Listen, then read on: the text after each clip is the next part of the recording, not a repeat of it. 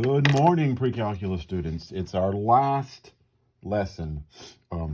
You are probably really glad this semester is almost over. It's been an interesting one.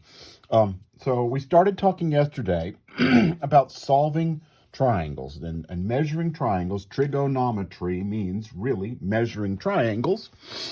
And we started yesterday talking about solving triangles. And what I mean by that is there are 6 parts of a triangle. There are 3 sides and 3 angles. And it turns out if you know 3 of those, you can find the rest of those usually. Not always, but usually. And what we learned yesterday was about the law of sines. And remember, to use the law of sines, you have to have an angle side pair where the angle and the side are opposite each other.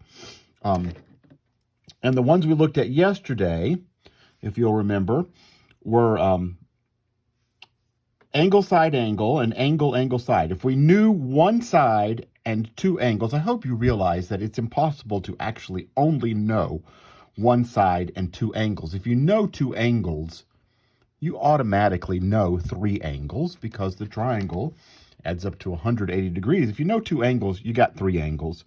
So really, angle, side, angle, and angle, angle, side are the same. Now, what's the difference in these? This is when I give you, or you are given, or can find 2 angles and the side that is between those 2 angles, the one that connects the 2 angles. If you're given 2 angles and not the side between them, but some other side, we call that angle, angle, side.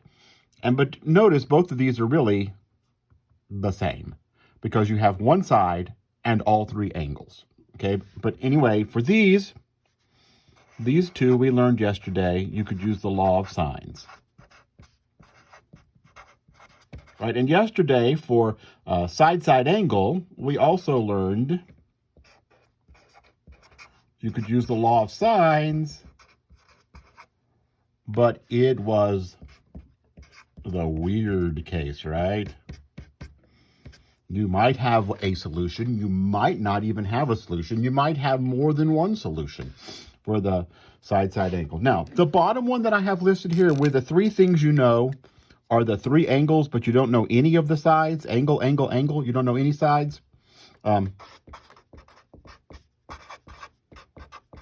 We can't solve that. We will never be able to solve that one because you could have vastly different triangles with the same sides. We call them similar. You could have a triangle that is small, similar to a triangle that is large. For example, if all 3 sides of a triangle are the same, if it's an equilateral triangle, then all 3 angles are 60 degrees. So a small, tiny little 1-inch equilateral triangle has 3 60-degree angles, and a equilateral triangle that's 1 mile on each side also has 3 60-degree angles. So we'll never be able to figure out what the sides are if all we know are the angles. So we will never be able to do the angle, angle, angle case when we're solving triangles. So that leaves side, and side, angle, side. It is clear with side that you do not have a pair of a side and an angle opposite.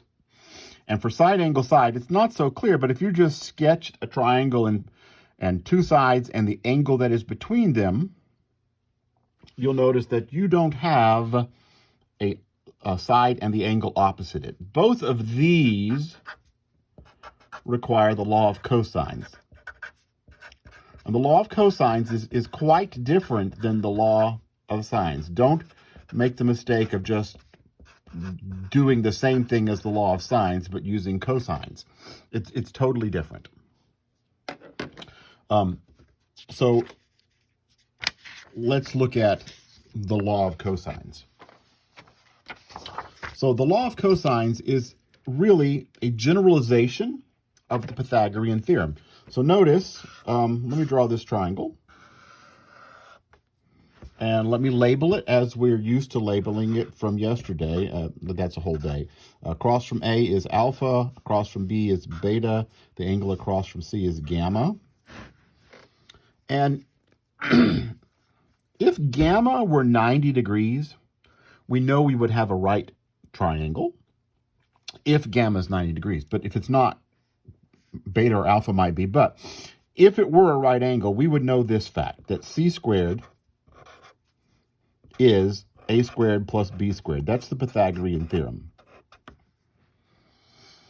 The law of cosine says, well, if it's not a right triangle, you almost have c squared equals a squared plus b squared, but you need to fix it. You need to subtract from this 2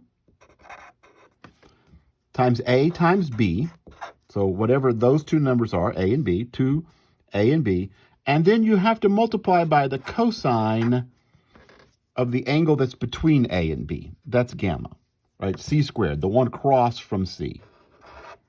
So c squared is almost a squared plus b squared, almost the Pythagorean theorem, but then you have to subtract 2ab cosine gamma. Now, if gamma happened to be a right angle, the cosine of 90 degrees is 0. And this would all multiply to be 0, and you would have c squared equals a squared plus b squared, just like you would want. Now, the thing about the law of cosines is it works no matter which side you start with. If a is the side I start with, then a squared is equal to b squared plus c squared minus 2 times, multiply those sides, not squared, just multiply them, b times c, and then the cosine of the angle that's opposite a, cosine of alpha.